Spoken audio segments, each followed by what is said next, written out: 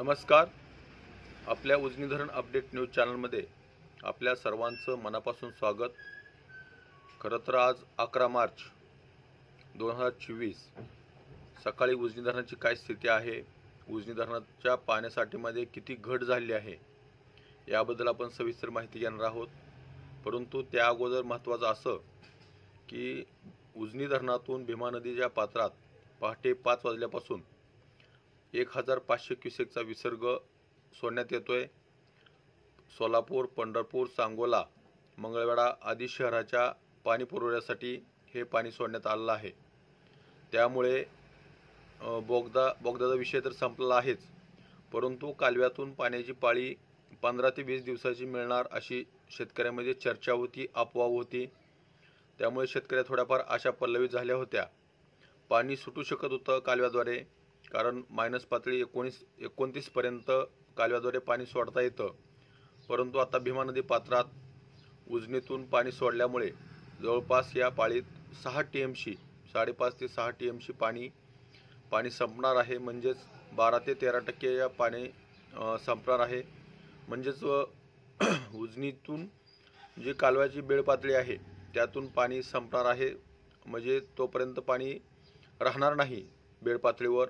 म्हणजे कालव्यातून पाणी सोडता येणं शक्य नाही. कारण आता उजनी धरणाची टक्केवारी बघितली तर -18-19च्या घरात गेली आहे. आणखी 12-13% पाणी कमी झालं म्हणजेच ही पाळी बंद होईपर्यंत -31च्या पुढं धरण जाणार आहे.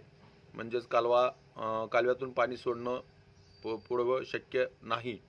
म्हणजेच कालव्याचा विषय संपलेला आहे.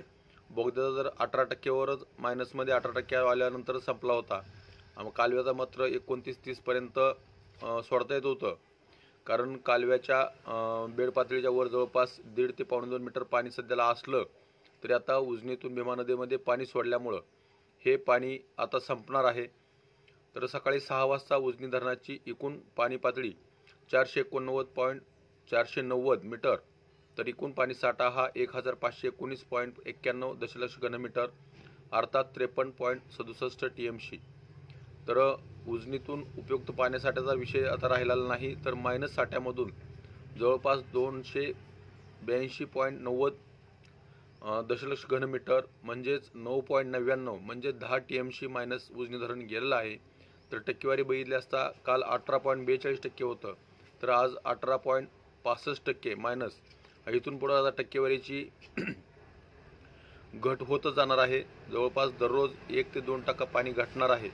आणि बाष्पीभवनाचा वेग वाढल्यामुळे जवळपास आता 6.18 मिलीमीटर एवढं बाष्पीभवन वाढलेलं आहे. काल 5.26 पर्यंत होतं.